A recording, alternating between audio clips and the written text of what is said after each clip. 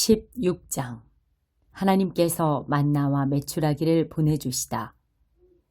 이집트를 떠난 뒤 둘째 달 15일에 이스라엘 온 무리가 엘림을 떠나 엘림과 시내 사이에 있는 신광야로 이동했다. 이스라엘 온 무리가 그 광야에서 모세와 아론에게 불평했다. 이스라엘 자손이 말했다. 하나님께서는 왜 우리를 이집트에서 편안히 죽게 내버려 두지 않으셨는지 모르겠습니다. 거기에는 우리가 먹을 수 있는 양고기 요리와 빵이 잔뜩 있는데 말입니다.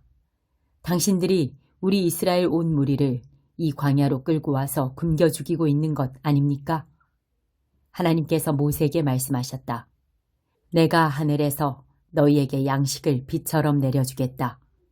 백성이 날마다 나가서 그날 먹을 양만큼 거두어 드리게 하여라.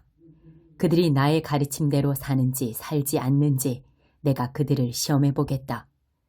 여섯째 날에는 거두어 드린 것으로 음식을 준비하다 보면 날마다 거두던 양의 2배가 될 것이다. 모세와 아론이 이스라엘 백성에게 말했다. 오늘 저녁에 여러분은 이집트에서 여러분을 이끌어내신 분이 하나님이신 것을 알게 될 것입니다. 그리고 아침에는 여러분이 하나님의 영광을 보게 될 것입니다. 여러분이 불평하는 소리를 하나님께서 들으셨습니다.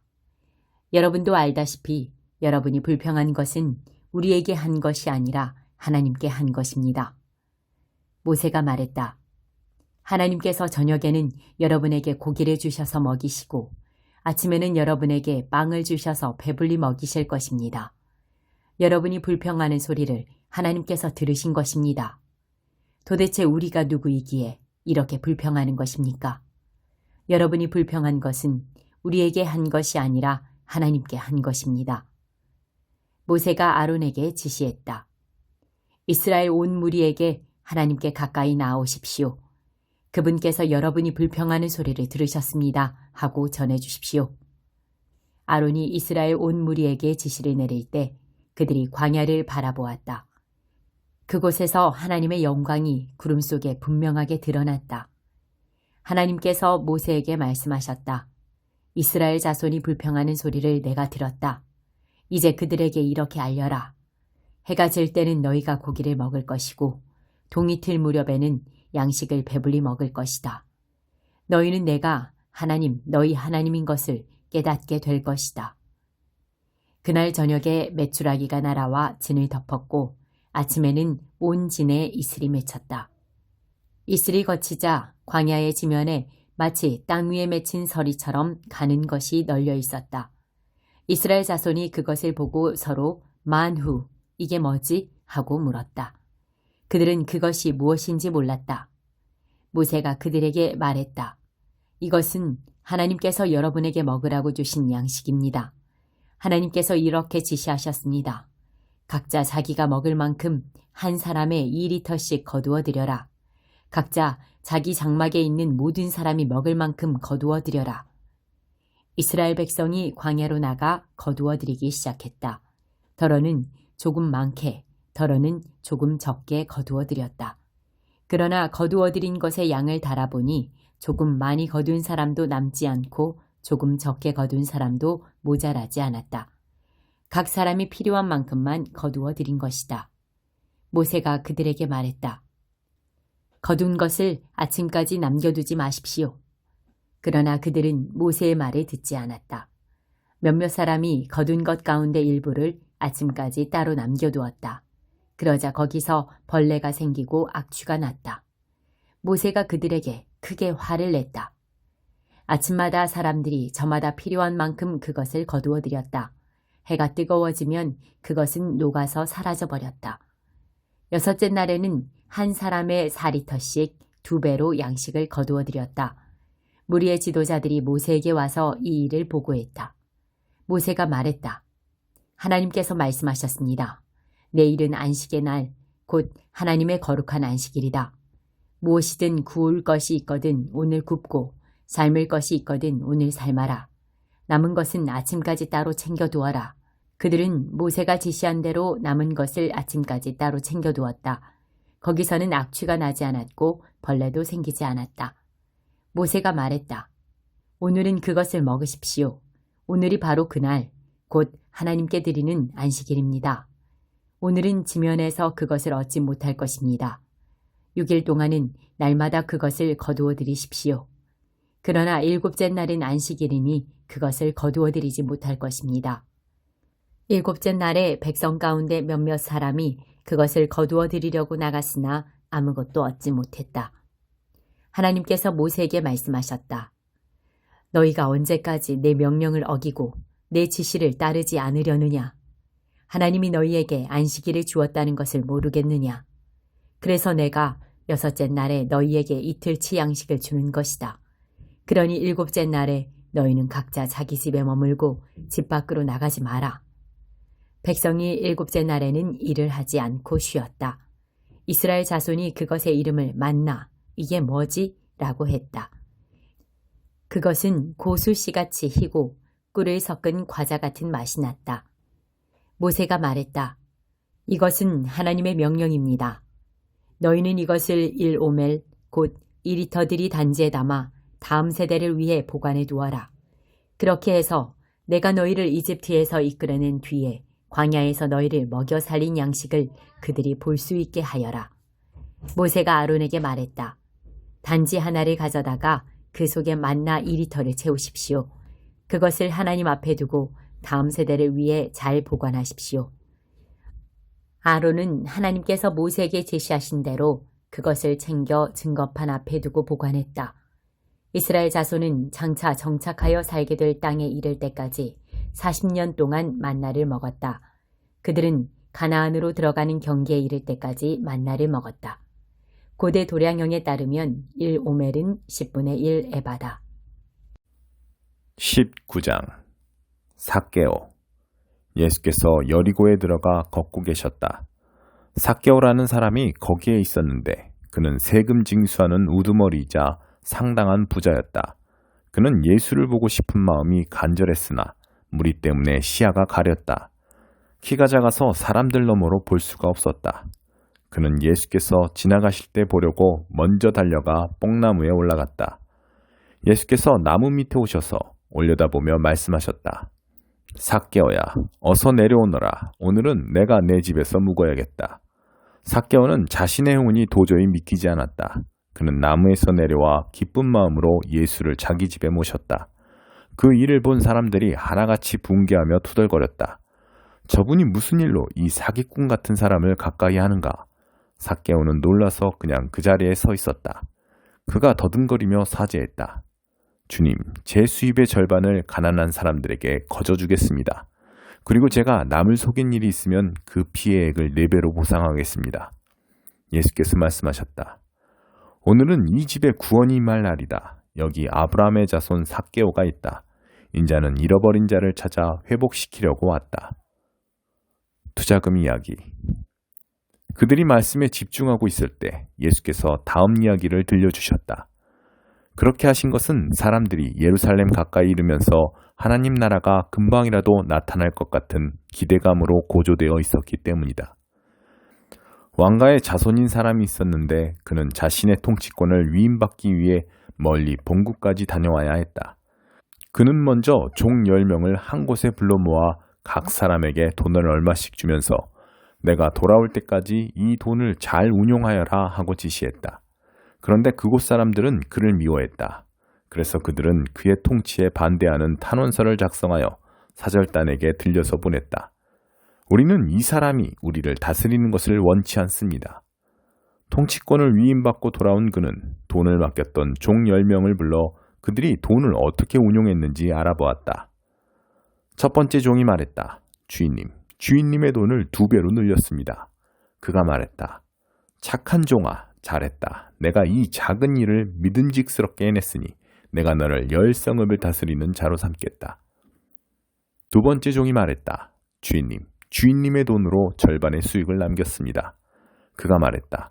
내가 내게 5성읍을 맡기겠다. 다음 종이 말했다. 주인님, 여기 주인님의 돈을 안전하게 가져왔습니다. 저는 그 돈을 지하실에 숨겨두었습니다. 솔직히 말씀드리면 저는 두려웠습니다. 제가 알기로 주인님은 기준이 높고 적당히 하는 것을 싫어하며 어리석은 짓을 용서하지 않으십니다. 그가 말했다. 내 말대로 나는 어리석은 짓을 용서하지 않는다. 그런데 너는 어리석은 짓을 했구나. 왜 너는 그 돈을 안전한 곳에라도 투자하지 않았느냐? 그랬더라면 조금이라도 이득을 보았을 것이다. 그가 거기 서 있는 사람들에게 말했다. 이자의 돈을 빼앗아 내 돈을 2배로 늘린 종에게 주어라. 그들이 말했다. 하지만 주인님, 그 사람은 이미 2배를 가지고 있습니다. 그가 말했다. 내 말이 그 말이다. 너희가 목숨을 걸면 상상도 못할 만큼 많이 받게 된다. 그러나 안전에 급급하면 빈털터리가 되고 만다. 나의 통치에 반대하는 탄원을 했던 이 원수들을 여기서 끌어내어라. 다시는 여기서 그들의 얼굴을 보고 싶지 않다. 예루살렘 입성. 이 말씀을 하시고 나서 예수께서 곧장 예루살렘으로 향하셨다. 올리브산에 있는 벳바게와 베다니에 이르렀을 때 예수께서 2 제자를 보내시며 지시하셨다. 맞은편 마을로 가거라. 들어가서 보면 아직 아무도 타보지 않은 나귀 새끼가 줄에 매여 있을 것이다. 줄을 풀어서 끌고 오너라. 왜 그러시오? 하고 누가 묻거든. 이 나귀의 주님께서 필요로 하십니다 하여라. 2 제자가 가서 보니 예수께서 말씀하신 그대로였다. 그들이 나귀 새끼의 줄을 풀고 있는데 나귀의 주인들이 말했다. 그 나귀 새끼의 줄은 왜 푸는 것이오? 제자들이 말했다. 이 나귀의 주님께서 필요로 하십니다. 제자들이 나귀 새끼를 예수께로 끌고 와서 그 위에 자기 겉옷을 펴고 그분을 태웠다. 예수께서 나귀에 오르시자 사람들이 길 위에 자기 겉옷을 펼치며 그분을 대대적으로 환영했다. 올리브산이 내리막길로 접어드는 등성이에서 제자의 온 무리가 그들이 목격한 놀라운 일들로 인해 열광적으로 찬양을 터뜨렸다. 복되다 하나님의 이름으로 오시는 왕이여. 하늘에는 모든 것이 형통, 가장 높은 곳에는 영광. 무리 가운데 몇몇 바리새인들이 예수께 말했다. 선생님, 당신의 제자들을 단속하십시오. 그러자 예수께서 말씀하셨다. 이들이 잠잠하면 돌들이 대신 소리쳐 찬양할 것이다. 도시가 눈에 들어오자 예수께서 그 도시를 보고 우셨다. 내게 유익한 모든 것을 오늘 내가 알았더라면 좋았을 텐데. 그러나 이제 너무 늦었다. 앞으로 내 원수들이 포병대를 몰고 와서 너를 포위하고 사방에서 치고 들어올 것이다. 그들이 너와 내 아이들을 바닥에 메어칠 것이다. 돌 하나도 그대로 남지 않을 것이다. 이 모두가 너를 직접 찾아오신 하나님을 내가 알아보지도 않고 맞아들이지도 않았기 때문이다.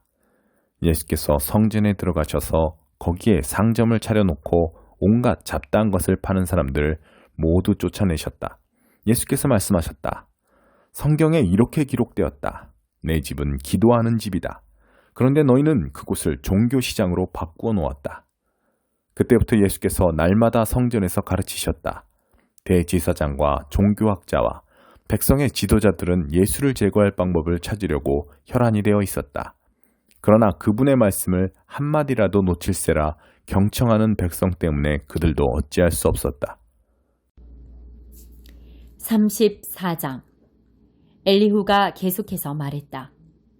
훌륭하신 어르신들, 내 말을 듣고 생각하는 바를 알려주시기 바랍니다.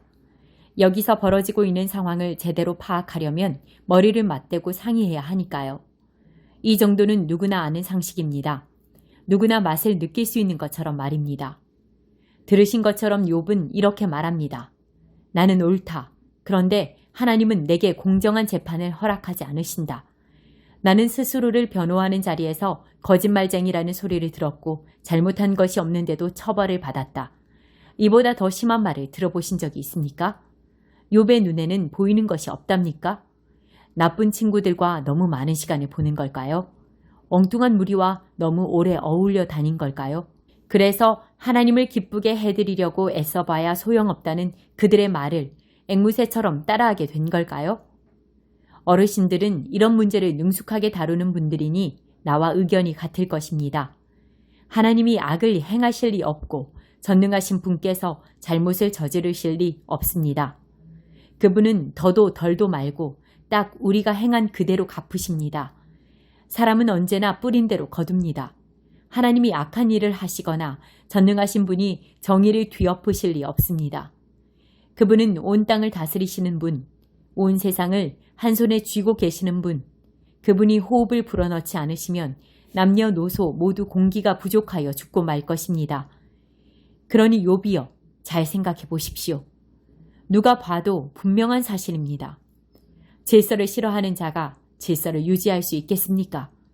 당신은 의롭고 전능하신 하나님을 감히 비난하는 것입니까? 하나님은 언제나 진실을 말씀하시는 분, 부패한 통치자들이 악당이자 범죄자임을 폭로하시지 않습니까? 그분이 돈 많고 유명한 자들을 편드시고 가난한 이들을 무시하십니까? 모든 이들에게 똑같이 책임을 다하시는 분이 아닙니까? 불시에 죽는 사람들은 그럴 만한 죄가 있는 것 아닙니까? 사악한 통치자들이 몰락하는 것은 피할 수 없는 운명 아닙니까?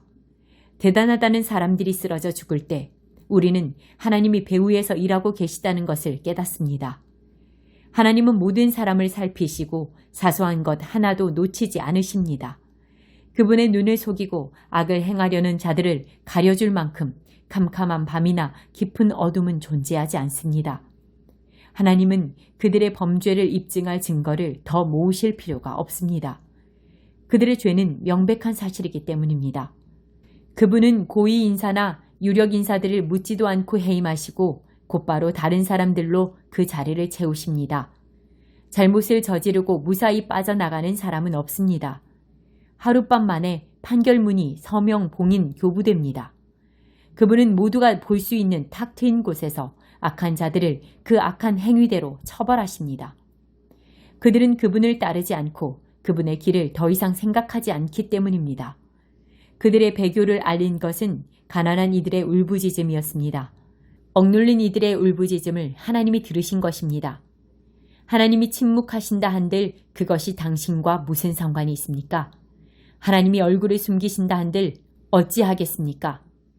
그러나 침묵하시든 숨으시든 하나님은 여전히 존재하시며 다스리시기에 하나님을 미워하는 자들이 그분의 자리를 차지하여 사람들의 삶을 망치는 일은 없을 것입니다.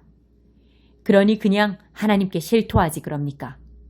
이렇게 말하십시오. 내가 죄를 지었습니다. 다시는 죄를 짓지 않겠습니다. 내가 아직 깨닫지 못한 것이 있다면 깨닫게 해주십시오.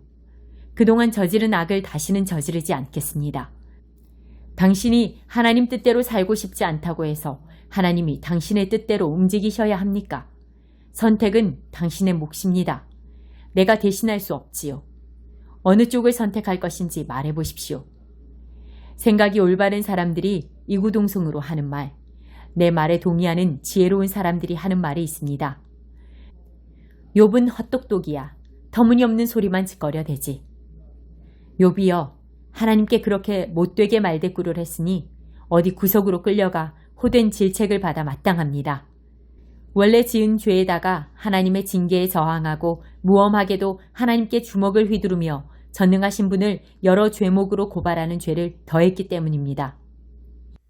4장 질그릇에 담긴 귀중한 메시지. 하나님은 너무도 은혜로우셔서 그분이 하고 계신 일에 우리를 참여시키셨습니다. 그러니 이따금 힘겨운 시기를 만나더라도 우리는 단념하거나 우리 일을 포기할 마음이 없습니다. 우리는 가면을 쓰고 속이는 짓을 하지 않습니다. 술수를 쓰거나 배후에 조작하는 짓도 하지 않습니다. 우리는 하나님의 말씀을 마음대로 왜곡하지도 않습니다. 오히려 우리가 행하고 말하는 모든 것을 사람들 앞에 훤히 드러내고 진리를 모두 공개하여 원하는 사람은 누구든지 보고 하나님 앞에서 스스로 판단할 수 있게 합니다. 우리의 메시지가 누군가의 눈에 보이지 않는다면 그것은 우리가 감추고 있어서가 아니라 그들이 잘못된 곳을 보거나 잘못된 길을 가면서 메시지에 주의를 기울이지 않기 때문입니다. 그들이 온통 관심을 갖는 것은 유행하는 어둠의 신뿐입니다. 그들은 자신들이 원하는 것을 그 신이 줄 수 있다고 생각합니다. 그들은 자신들이 보지 못하는 진리 신분을 믿으려 하지 않습니다. 그들은 눈이 아주 멀어서 그리스도와 더불어 빛나는 메시지의 밝은 서광을 보지 못합니다. 그리스도께서는 우리가 장차 얻게 될 하나님의 형상을 가장 분명하게 보여주시는 분입니다. 기억하십시오. 우리가 전하는 메시지는 우리 자신에 관한 것이 아닙니다. 우리는 예수 그리스도를 주님으로 선포하고 있습니다. 현재 우리는 모두 심부름꾼, 예수께서 보내셔서 여러분에게 달려가는 심부름꾼입니다. 이 일은 하나님께서 어둠을 밝혀라 하고 말씀하신 때부터 시작된 일입니다. 우리가 온통 밝고 아름다우신 그리스도의 얼굴에서 하나님을 보고 깨달은 순간 우리 삶은 빛으로 차올랐습니다. 여러분이 우리만 본다면 여러분은 그 밝은 빛을 놓치고 말 것입니다. 우리는 이 귀중한 메시지를 우리 일상의 삶이라는 수수한 질그릇에 담아가지고 다니기 때문입니다. 그것은 어느 누구도 비할 데 없는 하나님의 능력을 우리의 능력으로 혼동하지 않게 하려는 것입니다. 사실 그럴 가능성이 많지 않을 것입니다. 여러분도 알다시피 우리는 볼품없는 사람들이니까요. 우리가 고난에 둘러싸여 난타를 당했지만 사기를 잃지 않았습니다. 우리가 어찌할 바를 몰라도 우리가 알기로 하나님은 어찌해야 하는지 알고 계십니다. 우리가 영적으로 위협을 받았지만 하나님은 우리 곁을 떠나지 않으셨습니다. 우리가 넘어뜨림을 당했지만 꺾이지 않았습니다. 사람들은 예수께 한 일, 재판과 고문, 조롱과 살해를 우리에게도 그대로 하고 있습니다. 그러나 예수께서는 그들 가운데서 행하신 일을 우리 안에서도 행하고 계십니다. 그분은 살아계십니다. 우리의 삶은 예수를 위해 끊임없이 위험을 무릅쓰고 있습니다. 그것은 예수의 생명이 우리 안에서 보다 분명히 드러나게 하려는 것입니다. 우리는 가장 나쁜 일을 겪고 있지만 여러분은 가장 좋은 상황을 맞고 있습니다. 우리는 이것을 비밀로 할 수 없습니다. 절대 그럴 수 없습니다. 나는 믿었다. 그래서 말했다. 라고 말한 시편 기자처럼 우리도 우리가 믿는 바를 말합니다. 우리가 믿는 바는 주 예수를 다시 살리신 분께서 우리를 여러분과 함께 다시 살리시리라는 확신입니다. 이 모든 일은 여러분의 유익과 하나님의 영광을 위한 것입니다. 더욱 많은 은혜가 더욱 많은 사람들에게 퍼져서 더욱 많은 찬양이 있게 하려는 것입니다. 그러므로 우리는 포기하지 않습니다. 어찌 포기할 수 있겠습니까? 겉으로는 우리의 일이 실패로 끝나는 것처럼 보이지만 안에서는 하나님께서 단 하루도 빠짐없이 은혜를 펼치시며 새로운 생명을 창조하고 계십니다. 현재의 힘겨운 시기는 장차 다가올 복된 시기, 우리를 위해 마련된 성대한 잔치에 비하면 하찮은 것에 불과합니다. 눈에 보이는 것이 전부가 아닙니다. 지금 우리 눈에 보이는 것은 오늘 이 자리에 있다가 내일이면 사라지고 말지만 보이지 않는 것은 영원히 지속될 것입니다.